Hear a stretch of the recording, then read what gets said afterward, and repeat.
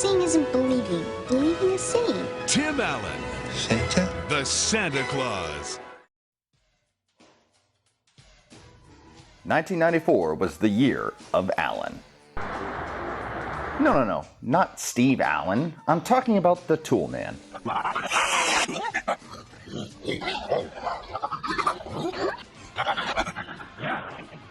Yes, indeed. Whether you remember or not, in '94, Tim had the #1 book, the #1 television sitcom, and the most out-of-nowhere successful film ever, The Santa Claus. Except maybe Home Alone. The movie follows Scott Calvin, a professional asshole who works at Douchebag Toys Incorporated as a marketer. On Christmas Eve as a divorced dad, he is stuck with parenting duties of the most annoying character in movie history.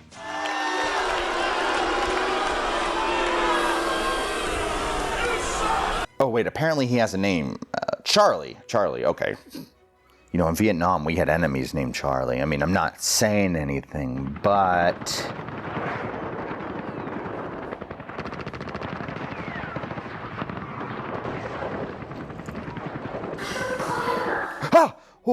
Oh, sorry about that. Anywho, while Scott and Charlie are all snug in their beds with visions of residuals dancing in their heads, Charlie hears something on the roof. Scott, who must believe this intruder is the most beautiful woman in the world, runs outside in his boxers with half of his sticking out. He ends up startling Santa Claus, committing third-degree manslaughter as Santa falls off the roof and dies. I forgot about how fucking weird this movie is. Santa pulls an Obi-Wan and disappears. Scott puts on the dead man's clothes and goes to his roof where he finds reindeer and decides to fly off in the middle of the night with his minor son and deliver presents without any training to a few million people still remaining on Santa's list. Checks out. And of course, with a premise this crazy, of course it leaves me with, well, you know, let me hear it. Actually, I can't hear you, because of the hat and the fact that this is a pre-recorded video that I edited and uploaded to YouTube. Of course I can't hear you. What were you thinking? So after the initial setup that Scott is a divorced, deadbeat dad that doesn't know how to communicate with his son, ex-wife, or his ex-wife's new psychologist boyfriend, played by masturbation enthusiast Judge Reinhold, let's join our, we'll call them characters, dealing with Santa's attempted B&E. What? I heard clatter. Does it really matter? It's just a man who is fatter. Just wait a couple of seconds and you'll hear him go splatter. So was old man Kringle hitting the nog a little too early? Or was there something a little special in his pipe that year? I always wonder why those cheeks were so rosy. No, it came a big noise. It's coming from outside. Charlie, it's just the wind or something. It's just the wind. Come on, let's go back to bed. Somebody's on the roof. Doesn't it seem like Santa's trying to draw attention to himself? Maybe he realized he had to deliver toys to Charlie and the only sweet release he could get is the sweet kiss of death. Hey, you! What's that? Whoa, whoa! I mean, it would make sense that Santa's not more well-footed. I mean, isn't this only his 256 billionth time doing this?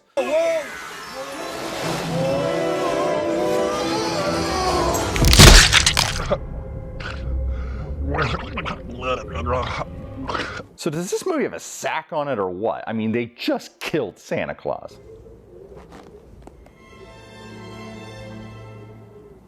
Woohoo. Hey, buddy. I wonder if there was an alternate idea for this scene. And I actually shot and killed Santa. In the original movie, he fell off the roof because I thought it was a burglar. And he gives me the card, the whole movie starts. But the kid actually starts saying, well, you just killed Santa. I said he shouldn't have been on the roof when he wasn't invited. You wanted to shoot him? Tim, what movie do you think you're making here? Besides, I don't see you as the kind of actor that plays a gun-wielding maniac. I mean, what would that even look like? I'm here to and kick ass. And I'm all out of You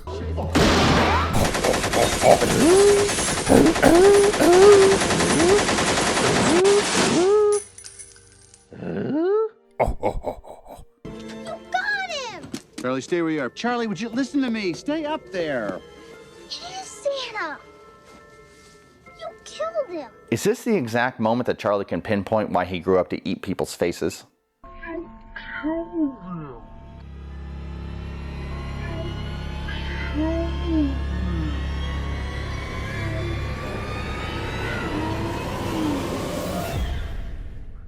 did not. And he's not Santa. Well, he was. Man, I bet you don't think Denny's is the worst part of the night anymore, eh, kid?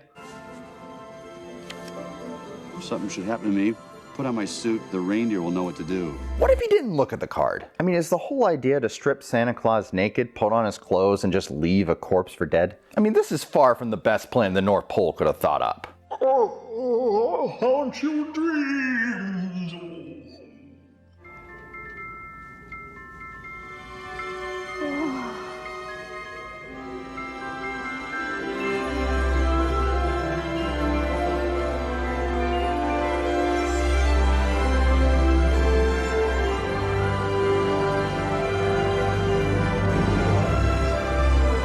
I mean, what if Scott didn't own a ladder? Would the reindeer have just died up there from starvation waiting for instruction? On the bright side, they would have made some delicious jerky.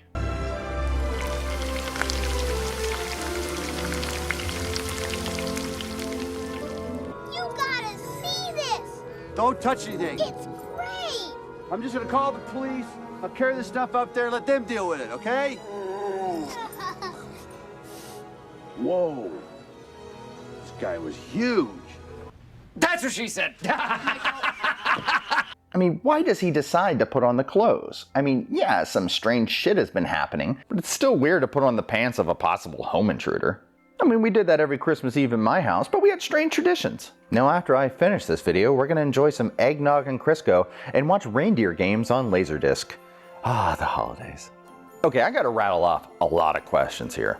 Kind of the whole point, right? Let's start. What if Santa had fallen and there was no one out there? What if Santa had fallen at the house of a murderer, a pedophile? What if the person is blind or deaf or in a wheelchair?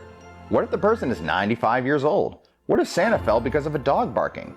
Would that be the coolest version of Santa Paws yet? If Santa does exist, how come the adults don't believe in him? If there's more than one adult that finds him, who becomes Santa? What if Charlie put on the suit? Would a 9-year-old become Santa? What if Scott had done the sensible thing and just called the police? Would there just not have been another Santa? In 1,500 years, give or take, is this really the best way they could decide to pick the new Santa? Listen, Charlie, I'm not kidding. Let's go! It seems like Santa's kind of superfluous to the whole flying thing. I mean, if the reindeer had thumbs, would they even need Santa Claus? Now what do we do? Get the bag of toys! And do what? Go down the chimney.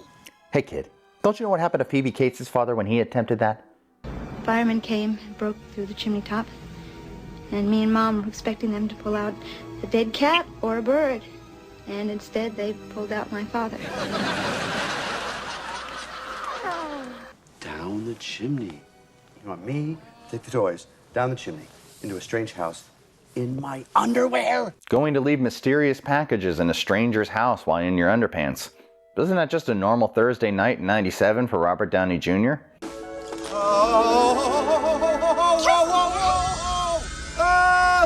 I'm okay. Look! We're flying! This isn't flying, this is falling with style. Looking good, Dad. You have got to be kidding. Come on, look at the size of this thing. That's what she said. That's my joke. Damn it, Dwight. If Santa can just form fit to the chimney, then why does he have to be fat? Wouldn't him being skinny help the process? Maybe St. Nick ought to go vegan instead of whatever that gray shit he eats in Rudolph the Red-Nosed Reindeer is. As a matter of fact, later in this movie, in one of the most understated, creepy things you can imagine, Scott's body goes through a huge transformation without his permission.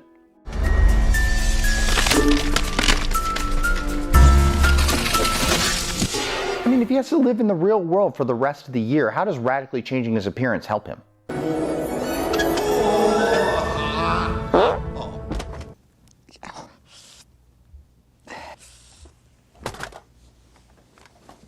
Santa? I mean, how does old St. Nick avoid issues like this? And what if there's just some disgruntled person who always hated Santa Claus waiting for him when he comes down the chimney?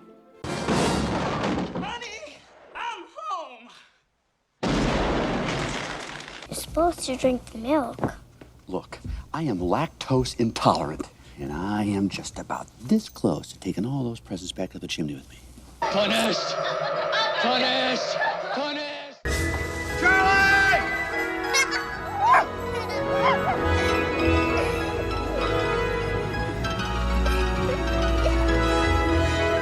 So are Santa and his elves capable of creating sentient life out of nowhere? Does Santa have some kind of like puppy mill up at the North Pole? Seems a little shady and dangerous. I did wonder why this guy snuck in at the last minute as the new elf. So Scott Calvin,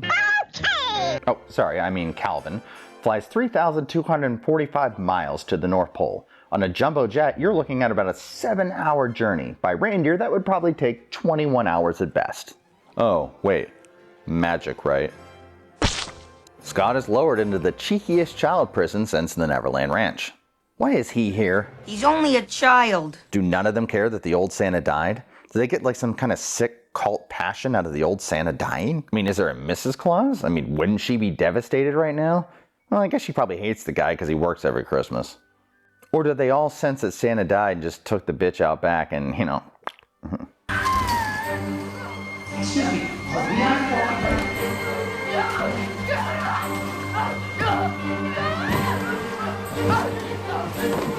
Then I guess the break is over. Hey, I know where this is going. It wasn't my fault. The other guy fell. It was an accident. I've got homeowner's insurance and a good attorney. So the power of being Santa can just up and disrupt somebody's entire life? I mean, good thing he's single. I wonder if this is what happened to Jimmy Hoffa. What if I don't buy into this Santa Claus thing? I mean, what if somebody refuses? Are the elves like some kind of little child army meant to keep Santa in line? What if I choose not to believe it? I mean, what if the new Santa kills himself? I mean, is there like a line of succession? Does it go to Vice Santa and then Nancy Pelosi? Then there would be millions of disappointed children around the world. You wouldn't want to be responsible for killing the spirit of Christmas, now would you? Santa? Would you? Would you? You wouldn't want to ruin the spirit of Christmas, would you? Merry Christmas. It's hard for me to wrap my head around this becoming a perennial holiday classic.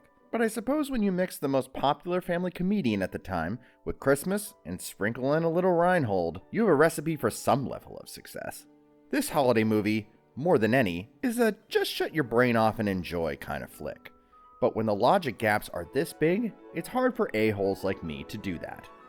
Alas, it doesn't seem to bother the majority of the audience, and who knows, at this pace, this might get replaced on Christmas Eve with 24 hours of this.